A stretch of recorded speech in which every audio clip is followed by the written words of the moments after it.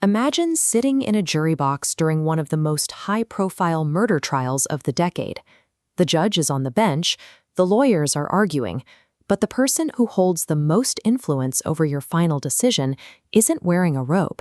It's the court clerk who sits right beside you, day after day. This official had direct access to the jurors, and she used it. She told them to watch the defendant closely when he took the stand, warned them not to be fooled by the defense's evidence, and even pushed them along, saying deliberations shouldn't take us long. The motive for this interference became clear almost immediately after the guilty verdict was read. The clerk had written a book about the trial, profiting off the very case she was supposed to neutrally administer.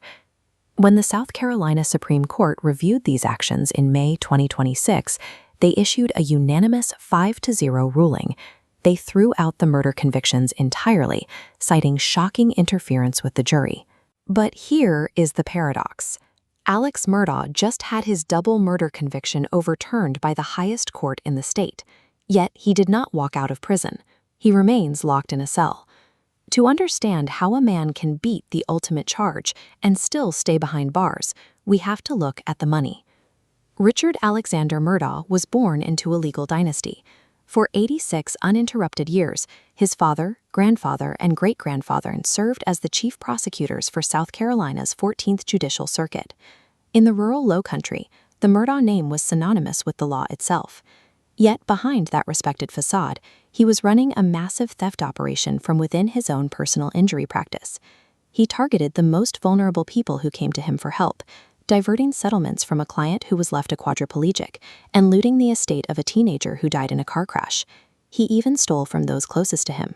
When his own housekeeper, Gloria Satterfield, died after a fall at his family property, Murdaugh helped her grieving family file a lawsuit, collected the settlement, and kept every single dollar for himself.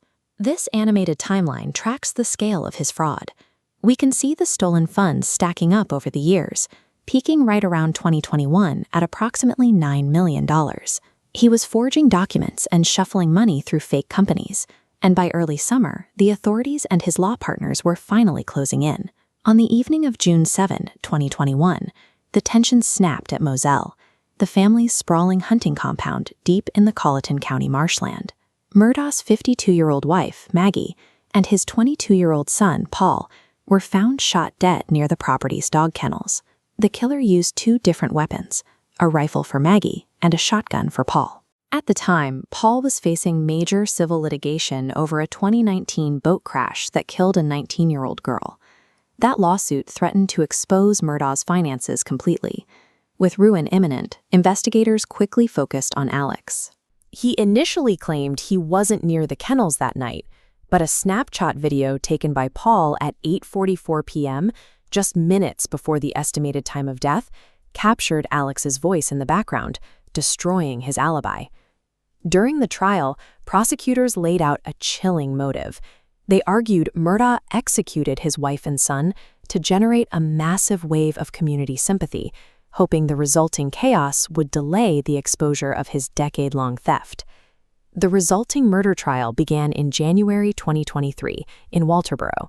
It became one of the most intensely watched criminal proceedings in American history, streaming to millions of viewers who wanted to see a powerful man finally held accountable. The jury deliberated for a remarkably brief 3 hours before convicting him on all counts. As his surviving son, Buster, watched from the gallery, the judge handed down 2 consecutive life sentences without the possibility of parole.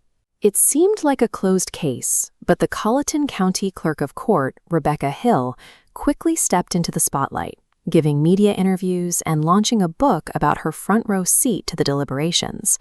When Murdaugh's defense team read that book, they found her detailed observations of the jury alarming. They investigated and found a juror, identified in court filings as Juror Z, who confessed that Hill had been feeding them instructions the entire time. The neutral referee of the court had effectively tipped the scales. She pushed the jury toward a guilty verdict before they ever set foot in the deliberation room. Which brings us back to that unanimous Supreme Court ruling in May 2026. The justices stated clearly that despite the time and money spent on the massive trial, They had no choice but to throw out the conviction. The legal system splits these charges. The state murder trial branch is completely overturned. That the federal financial crimes docket remains active. He pleaded guilty to 22 counts of financial crimes, receiving a 27-year federal sentence. The Supreme Court ruling doesn't touch it. Alex Murdaugh is 57 years old. He will be 84 before his financial sentence ends. Whether he is acquitted or convicted in the inevitable murder retrial, his theft of millions has guaranteed that he will likely spend the rest of his life in a cage. In the aftermath, the victims of his financial schemes, including the Satterfield family, received their court-ordered restitution. Their legal chapter is closed. Becky Hill, meanwhile, was voted out of office. But under current South Carolina law, the remedy for jury tampering is simply a new trial for the defendant. She faces no criminal prosecution for corrupting the proceedings. So Alex Murdaugh remains locked away for his fraud. But because a court clerk wanted to sell a book, the families of Maggie and Paul are left waiting. They are forced to endure the agonizing limbo of a second trial, hoping for a clean verdict.